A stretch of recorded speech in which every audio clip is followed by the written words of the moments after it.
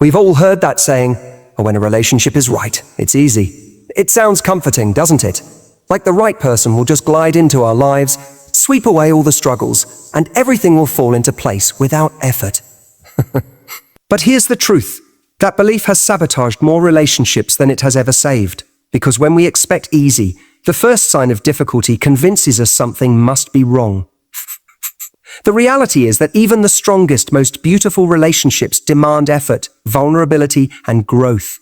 It's not about finding a love that never challenges you. It's about building one that makes the challenge worthwhile. When we talk about relationships, so many people cling to this fantasy that the right relationship should feel effortless. That if you've found your person, everything will just magically align and there won't be any work involved. But that idea is not only unrealistic, it's dangerous, because what it does is set us up for disappointment the moment things get real. The truth is, even the healthiest relationships require consistent effort. Not the kind of exhausting effort that feels like you're constantly fighting to keep something alive that's already dead, but the conscious, intentional energy you put into nurturing the bond you share with someone you value. Think about it. In every other area of life that matters to us, we accept that effort is required. You want a great career. You work for it. You want a healthy body. You put in time at the gym. You choose better food. You make sacrifices. You want deep friendships. You show up for people. You invest time. You listen. Yet somehow, when it comes to romantic relationships, we've been fed this illusion that love should do all the work for us. That, if we're truly meant for each other, it should just flow. But what is love if not a verb? What is love if not something we actively create, shape, and renew every day? Now, effort in a relationship doesn't mean drama. It doesn't mean endless arguments or feeling like you're constantly walking on eggshells. It's not about one person carrying the weight while the other coasts. Effort means choosing to keep showing up for the relationship, even on the days when it would be easier to withdraw. It means making the decision to communicate instead of shutting down, to forgive instead of holding on to resentment, to prioritize your partner, even when life is pulling you in 100 other directions. People sometimes mistake effort for struggle, but they are not the same thing. Struggle is when you're fighting against something that isn't right for you, when you're draining yourself trying to fix what doesn't want to be fixed. Effort is when you take something good and make it better. It's when you recognize that, yes, love may bring you together, but it's the choices you both make daily that will keep you together. Imagine planting a garden. You can have the most fertile soil and the best seeds in the world, but if you don't water it, if you don't remove the weeds, if you don't give it sunlight, it won't thrive. A relationship is exactly the same. The initial spark, the chemistry, that's the seed. But the growth? That comes from the work you both put in. And here's the beauty of it. The effort doesn't just keep the relationship alive. It makes it extraordinary. It deepens intimacy, strengthens trust, and turns something ordinary into something rare. Now there's a misconception that if a relationship requires effort, it must mean it's broken. But let's be honest, anything worth keeping requires tending. Think about the moments when your partner feels low. It takes effort to be patient, to listen without judgment, to support them without making it about yourself. Think about the moments when you're tempted to get defensive in an argument. It takes effort to pause, to breathe, to choose understanding over the instinct to win. Think about how easy it is to take someone for granted after you've been with them for years. It takes effort to keep appreciating, to keep surprising, to keep choosing them, even when the newness has worn off. And let's not forget, effort doesn't just come into play when things are hard. Effort is also what makes the good moments sweeter. Planning a thoughtful date when you could have just stayed home. Writing a note just because. Checking in during the day to remind them they matter. These aren't grand gestures. They're daily deposits into the emotional bank account of your relationship. Over time, those small efforts accumulate, creating a foundation so strong that when challenges inevitably come, the relationship doesn't crack under pressure. We also have to be willing to shift our mindset about effort. Too many people approach it as though it's a chore. But what if instead we saw effort as an act of love? What if we saw it as a privilege? Because truthfully, it is. Think of it this way. If you're putting in effort, it means you have something valuable to invest in. It means you've found a connection worth protecting. And the moment you realize that, effort stops feeling like work and starts feeling like devotion. Of course, both people have to be invested. One person cannot carry the load for two. But when both partners are willing to show up, even in imperfect ways, that's when the magic happens. It's not about being flawless. It's about being committed. It's about saying, I see you, I choose you, and I'm willing to keep choosing you every day, even when it's not convenient. That's the kind of effort that transforms love from a fleeting feeling into something enduring.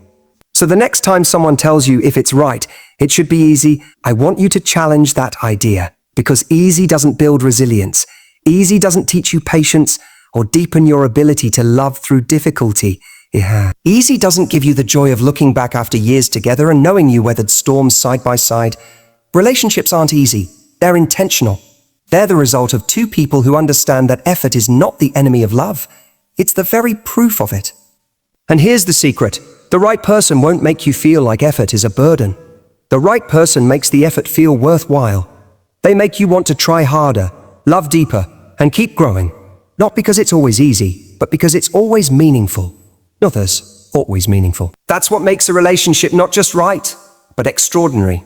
One of the biggest traps people fall into in relationships is assuming that the presence of challenges automatically means something is wrong. We've been conditioned to believe that if you argue, if you misunderstand each other, if you feel tension sometimes, it's a sign you're with the wrong person. But that isn't the truth. The presence of challenges doesn't automatically point to incompatibility. In fact, many times those very challenges are the stepping stones that help you grow closer, understand each other better, and develop the kind of resilience that makes a relationship last. Think about it this way. No two people on this planet are identical. You come into a relationship with your own history, your own experiences, your own communication style, and your own way of viewing the world. Your partner does the same. Expecting that the two of you will mesh seamlessly without any bumps along the way is unrealistic. Differences are inevitable. The question isn't whether those differences will show up, it's what you do when they do. Do you shut down and run at the first sign of friction? Or do you see those moments as opportunities to deepen your understanding of one another? The couples who thrive are not the ones who never fight. They're the ones who know how to fight well. They don't let disagreements destroy the bond between them. Instead, they use them to clarify values, needs, and boundaries. A disagreement about how you spend your weekends, for example, can highlight the need for balance between quality time together and personal space. A clash over money can reveal different attitudes about security, freedom, and responsibility. A misunderstanding about communication can push you both to learn how to express yourselves in ways that make the other feel seen and heard. None of these are signs that you're with the wrong person. They're signs that you're two human beings learning how to love each other better. We often romanticize relationships in movies, thinking love should mean effortless harmony. But if we're honest, some of the strongest bonds in real life come not from the absence of conflict, but from surviving conflict together. When you weather challenges as a team, you're not just proving your love, you're strengthening it. You're saying to each other, we can face hard things, and we can do it without losing each other. That kind of trust isn't built when everything is smooth sailing. It's forged in the moments when you could break apart, but choose to hold on instead. Of course, not all challenges are equal. There's a difference between healthy conflict and toxic conflict. A challenge that pushes you both to grow is very different from a situation that constantly erodes your self-worth or safety. If a relationship is built on disrespect, manipulation, or abuse, those are not challenges. Those are deal breakers. But if you're with someone who truly values you, loves you, and shows up for you, then disagreements and tough times don't have to be the end of the story. They can be the very thing that gives your story depth. It's also important to recognize that challenges don't mean failure. They mean reality. A couple who never argues isn't necessarily healthier than one that does. In fact, never arguing can sometimes mean someone is suppressing their needs, walking on eggshells, or avoiding conflict out of fear. Real intimacy requires honesty, and honesty will occasionally lead to friction. The measure of a healthy relationship isn't whether conflict exists, but how conflict is handled. Do you listen? Do you apologize? Do you seek resolution instead of revenge? That's what matters. Think about your own growth as an individual. 8. The times you became stronger weren't the times when everything was going your way. Growth happens in discomfort. It happens when you're challenged, when life forces you to stretch beyond your comfort zone. Relationships operate the same way. The tension, the discomfort, the hard conversations, those are the moments that shape you both, that sharpen your communication, that teach you empathy, patience, and compromise. Without them, you'd never know the depth of what you could build together. Now, many people run at the first sign of difficulty because they confuse challenge with doom. They think, if this were the right person, we wouldn't be fighting. If this were true love, it wouldn't be this hard. But the truth is, difficulty is not a sign you're with the wrong person. It's often a sign that you're doing the real work of loving someone. Because love isn't just about how good you feel in the easy moments. It's about how committed you are in the tough ones. Picture two people rowing a boat together. When the water is calm, it's easy to stay in sync. But when the waves hit, that's when you see whether you can coordinate, whether you can communicate, whether you can trust each other to keep rowing in the same direction. If one person drops the oar or blames the other for the storm, you go in circles or capsize. But if both people stay in the boat, keep rowing, and adjust their rhythm, they'll not only survive the storm, they'll come out stronger, more united, and more capable than before. That's what challenges can do in a relationship when you face them with the right mindset. And here's something powerful to remember. Sometimes the very challenges that frustrate you today become the things you're most grateful for tomorrow. That argument that felt endless may have taught you how to finally communicate openly. That tough season where you almost gave up may have solidified your bond in ways nothing else could. The fact that you didn't run, that you chose to work through it, becomes a source of pride, of resilience, of love that has been tested and proven. So when challenges show up in your relationship, don't automatically see them as red flags. Ask yourself instead, is this an obstacle we can grow through together? Is this something that can teach us how to love more deeply, more wisely, more intentionally? If the answer is yes, then lean in, because that's where the real magic happens. That's where the connection transforms from something fragile to something unbreakable. At the end of the day, a relationship without challenges may feel easier, but it won't feel as deep.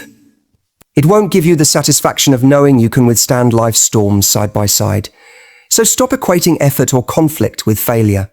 Start seeing them for what they really are. Proof that you're building something real, something resilient, something worth holding on to. So many people enter relationships believing that love is purely about how they feel. They think the butterflies, the chemistry, the intensity in the beginning is the ultimate proof that they found other one. And don't get me wrong, those feelings are powerful. They're intoxicating. But feelings are fleeting. They rise, they fall, they shift with time, stress, and circumstances. If you rely only on how you feel in the moment to determine the strength of your love, you'll be on an emotional roller coaster, constantly questioning whether you're with the right person. Real love isn't just about how you feel. It's about what you do. It's a daily practice, a set of choices you make again and again that affirm your commitment to the relationship. Think about the word a practice. When someone practices a sport, an instrument, or an art form, it doesn't mean they're faking it. It means they're showing up consistently to get better, to deepen their skill, to master their craft. Love is the same way. You don't just fall in love and expect it to carry itself. You practice love every day, through patience, through communication, through kindness, through the small and consistent actions that build a life together. What most people don't realize is that the early stage of love, what we call infatuation, is easy. You don't have to try to think about the other person. You don't have to remind yourself to be affectionate. You don't have to force yourself to be attentive. It all comes naturally. Your brain is flooded with dopamine and oxytocin, and every text, every glance, every touch feels electric. But that stage doesn't last forever. And when it fades, too many people panic. They think the spark is gone, or worse, that they've fallen out of love. But what's really happening is the shift from love as a feeling to love as a practice. This is the stage where you have to actively create the love you want, rather than waiting for it to appear effortlessly. It's like any meaningful area of life. Nobody stays fit because they have felt healthy once. You stay fit by eating right, exercising, and showing up for your body even on days when you don't feel like it. Nobody succeeds in a career just because they once felt inspired about their goals. They succeed because they show up consistently, put in the work, and keep going even when motivation dips. Love is no different. You don't sustain love because you once felt butterflies. You sustain it because you keep practicing the actions that make love grow. Daily practice shows up in countless little ways. It's remembering to say a thank you for the small things, even years into the relationship. It's choosing to put down your phone and give your partner your full attention when they're talking. It's biting your tongue when you're tempted to lash out, and instead choosing to express yourself with respect. It's making the effort to surprise them with their favorite coffee, or writing a note, or giving a hug at the end of a long day.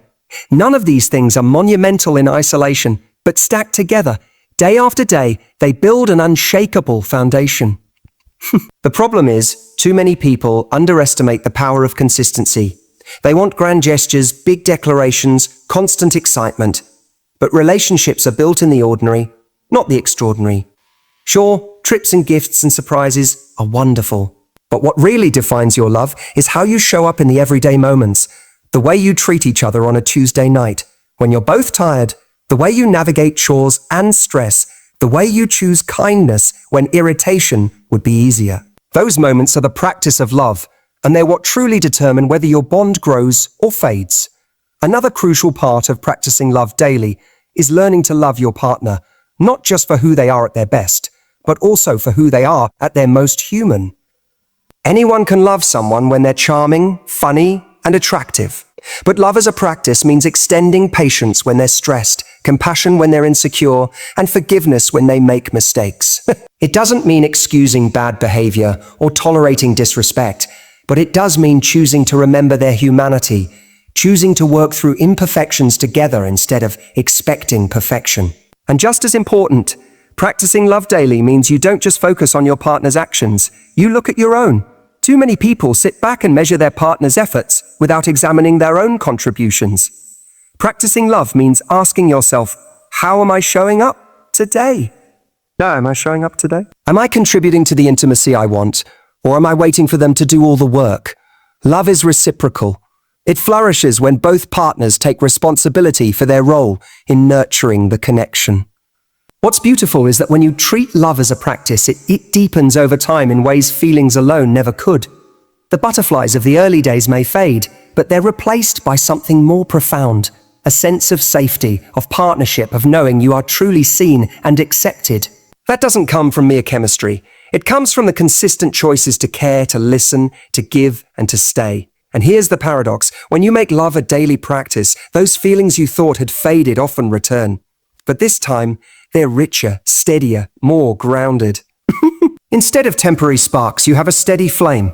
Instead of fleeting passion, you have enduring intimacy. Love practiced daily creates feelings that last longer than infatuation ever could, because they're rooted in trust, effort, and shared history. So when people say love should just be easy, they're missing the point. Real love isn't passive, it's active. It's not just about how you feel in the moment. It's about what you choose to do every single day. The beauty of this truth is that it puts love in your hands. You don't have to wait for butterflies to tell you you're in love. You can create, love, nurture it, and strengthen it through your actions. And when both partners commit to that practice, love stops being something that happens to you. It becomes something you're building together, brick by brick, moment by moment. At the end of the day, feelings will ebb and flow, but actions leave a lasting imprint. Love that's practiced daily becomes unshakable, not because it never faces challenges, but because it's reinforced every day by the choices you make. It's not about chasing a constant high. It's about committing to a constant practice, and that's what makes love not just survive, but thrive. Would you like me to now expand key point 4? Ease comes from growth, not from avoiding work, into a full 900-word section so the speech is complete. You said, hey, point 4, expand in 900 words without any heading. ChatGPT said, here's the 900-word expansion of key point 4. Ease comes from growth, not from avoiding work. Written in the same motivational, Matthew Hussey-style speech. So many people carry this fantasy that in the perfect relationship, everything will always feel smooth and effortless. They assume that ease is the natural state of true love, and that if you ever have to work at it, it must not be right. But ease doesn't come from avoiding work. Ease comes from growth. It comes from the investment of time, communication, and effort that transforms two different people with different backgrounds, personalities, and habits into a team that moves in harmony. Think about learning any new skill. At first, it's awkward. You don't know what you're doing, you make mistakes, you stumble, you get frustrated. Whether it's learning a language, playing an instrument, or driving a car, the early stages are clunky. But with practice, with repetition, with patience, what once felt difficult begins to feel natural. The same is true in relationships. At the start, you're figuring each other out. You misinterpret each other's words, you clash over small differences, you get thrown off by unfamiliar habits, and that's normal. So, over time, if you're willing to put in the work, those once awkward moments become smoother. You begin to anticipate each other's needs.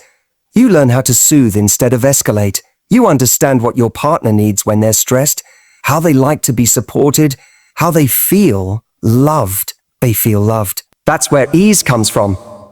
Not because it was magically there from the beginning, but because you grew into it together. The trouble is, many people quit too soon. They hit those early bumps and assume it means they've chosen wrong. They convince themselves that with the right person, it would never feel this hard. But every great relationship has that period of calibration where two people are learning how to fit their lives together.